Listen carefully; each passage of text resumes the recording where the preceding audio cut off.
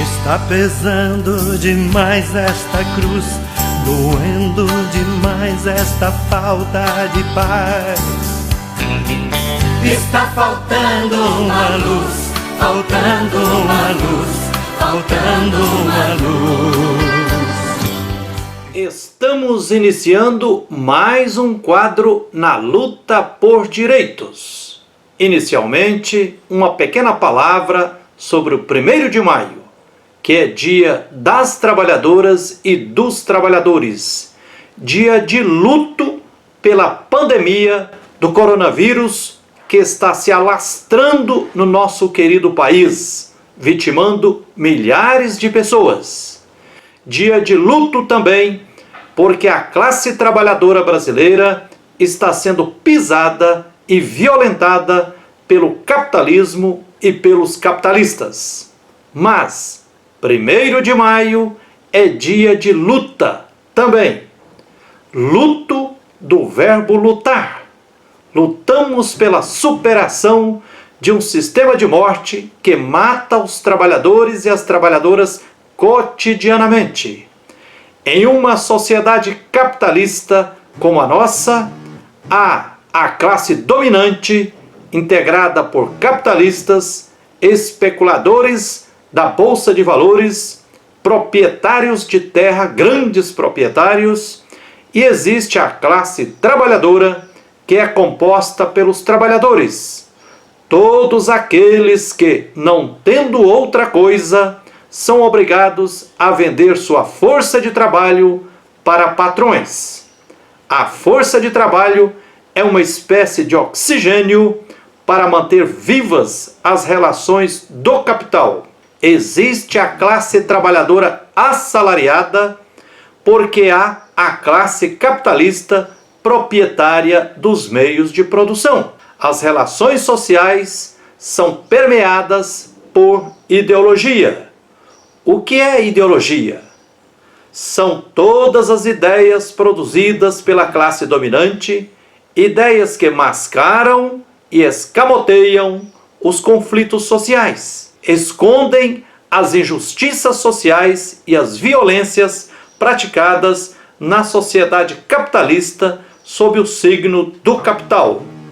A ideologia pressupõe uma relação social de dominação, pressupõe o encobrimento da realidade conflituosa e violentadora de uma sociedade de classes antagônicas e a apresentação de ideias e concepções de mundo particulares como se fossem universais. Ideologia é, por exemplo, você conhecer uma pessoa preguiçosa e, a partir dessa experiência particular, dizer que todas as pessoas são preguiçosas. Ou seja, é a partir de um fragmento da realidade você pensar que toda a realidade é igual a esse fragmento visto pela ótica dos opressores. No Brasil, estamos no meio das pandemias do coronavírus e pandemia da política. Qual mata mais? Dolorosamente, a pandemia do novo coronavírus está se alastrando por todo o mundo e por todo o Brasil. No mundo, já são mais de 3 milhões de pessoas infectadas pelo novo coronavírus e já são mais de 215 mil mortos. Milhares de famílias já foram golpeadas. Muitos continuam de forma irresponsável se expondo e expondo muita gente ao vírus perigoso e letal para muitas pessoas que são atingidas por ele. O desgoverno federal continua agindo ou se omitindo de forma criminosa ao enfraquecer ainda mais o Sistema Único de Saúde nos últimos anos, com a aprovação da PEC 95, uma proposta de emenda à Constituição que congelou por 20 anos os investimentos em saúde. O SUS está enfraquecido também com a expulsão de 10 mil médicos cubanos que ajudavam a cuidar de 50 milhões de pessoas no Brasil. O SUS está enfraquecido também ao não testar as pessoas para ver se estão com Covid ou não, ao não providenciar respiradores em quantidade e qualidade suficiente para atender a todas as pessoas que necessitarem. E, finalmente, ao divulgar números oficiais sobre a pandemia que não refletem a realidade, há uma enorme subnotificação. Pesquisas indicam que o número de mortos ou de pessoas que estão com Covid-19 pode ser 10 vezes maior que os dados oficiais divulgados. Ou seja, se falam em 5.000 mortos por Covid-19, pode ser que na realidade já tenham morrido 50.000. Se falam em 60.000 pessoas com coronavírus, pode ser que 600.000 pessoas estejam infectadas, sem o saber. Para cada pessoa já diagnosticada com Covid-19, pode ser que existam outras 10 infectadas com coronavírus, que seguem disseminando o vírus por desconhecimento de que se encontram infectadas. Estima-se que a pandemia do novo coronavírus no Brasil tem atingido apenas 5% da sua capacidade de alastramento. Diante dessa realidade dramática que está apunhalando milhares de famílias, considero criminosas as posturas de prefeitos, de governadores, do desgoverno federal, de certos pastores e certos padres que estão flexibilizando o distanciamento social, melhor dizendo, o distanciamento físico, e permitindo a volta à normalidade que causou a pandemia. Sem quarentena, milhões de trabalhadores, de desempregados e subempregados, de empobrecidos periféricos poderão morrer. Já está comprovado que os meios mais eficazes que temos para salvar vidas, até que se descubra remédio e ou vacina, são a quarentena, ficar em casa, lavar as mãos com frequência, usar máscara sempre que tiver que sair de casa e manter em funcionamento apenas as atividades econômicas essenciais para a vida social. Grandes empresários, adoradores do ídolo capital, estão desesperados por ver parte da classe trabalhadora em casa, na prática em greve geral. Sem a força dos trabalhadores, não há como os grandes empresários acumularem lucro.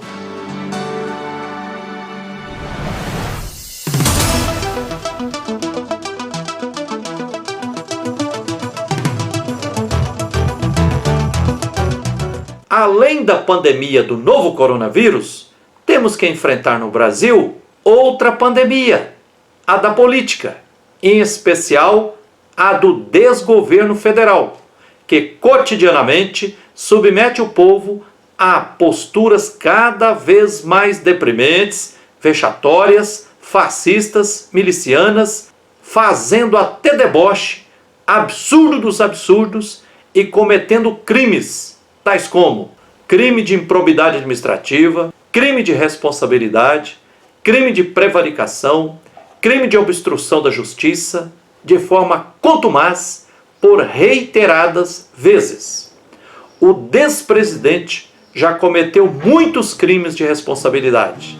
A lista de indícios é grande e se tornou motivo de chacota internacional. E pior, violentando o povo, violentando a Amazônia, os biomas, os povos indígenas, os quilombolas, as populações periféricas e empobrecidas. Enfim, toda a classe trabalhadora. Integrantes do Congresso Nacional e do Supremo Tribunal Federal têm sido cúmplices e coniventes com essas atitudes do desgoverno atual. Já passou da hora de dar encaminhamento aos 29 pedidos de impeachment de Bolsonaro, já protocolados na Câmara Federal. O que se ouve nas ruas é: fora Bolsonaro!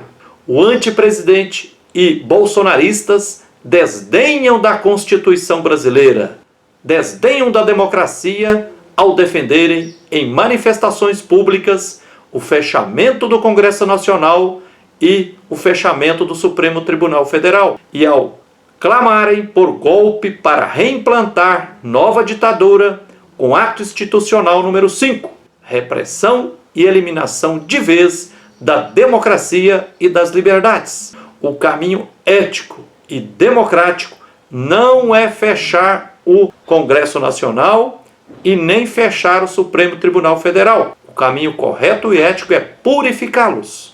Se tivéssemos instituições do Estado éticas, cumprindo de fato a sua missão, nos 3 poderes, quem defendeu publicamente o que a Constituição Federal proíbe, já deveria estar nas barras da justiça e preso. Segundo a Organização Mundial da Saúde, a OMS, a fome atingirá mais de 600 milhões de pessoas no mundo com a crise desencadeada pela pandemia do coronavírus. Estão ameaçados por projetos de mineração os territórios que produzem alimentos e podem ajudar a superar a fome. Se o desgoverno federal não for derrubado, podemos ter no Brasil mais de 30 mil áreas concedidas às mineradoras, o que violentará mais ainda comunidades camponesas, indígenas, ribeirinhas e quilombolas, que abastecem 70% da produção de alimentos no país. O povo das cidades também sofrerá cada vez mais, haja vista a continuidade do antepresidente nas atitudes de descompromisso com a preservação da vida em suas várias formas. Em tempo, a Câmara de Vereadores de Nova Lima, em Minas Gerais, no dia 24 de abril último, 2020, aprovou lei que reduz em 50% os salários dos vereadores, do prefeito, do vice-prefeito e dos secretários do Executivo Municipal durante a pandemia do novo coronavírus. Esse tipo de lei deve ser aprovada com urgência em todas as câmaras municipais do país. Esse tipo de lei deve ser aprovada em todas as assembleias legislativas, no Congresso Nacional e também no Judiciário, de primeira instância até o Supremo Tribunal Federal. Reduzir os salários de 50% de todos os políticos eleitos, não só durante a pandemia, mas para sempre, eis, a meu ver, uma das exigências éticas mais marcantes do nosso tempo. Não é possível que o povo, no meio de um grandíssimo desemprego, sobrevivendo, passando fome, e ter de outro lado políticos, pessoas ganhando salários bilionários. Isso é imoral, é um absurdo, e nós temos que reforçar. Eu clamo aqui para que todas as pessoas pelo Brasil afora lute para que seja cortado por 50% esses salários milionários. Está doendo demais esta dor, ferindo demais e assustando o meu povo. Está faltando amor, faltando amor, faltando amor. Violência a crescer e o meu povo a morrer e o seu sangue a correr. Quem é que vai socorrer?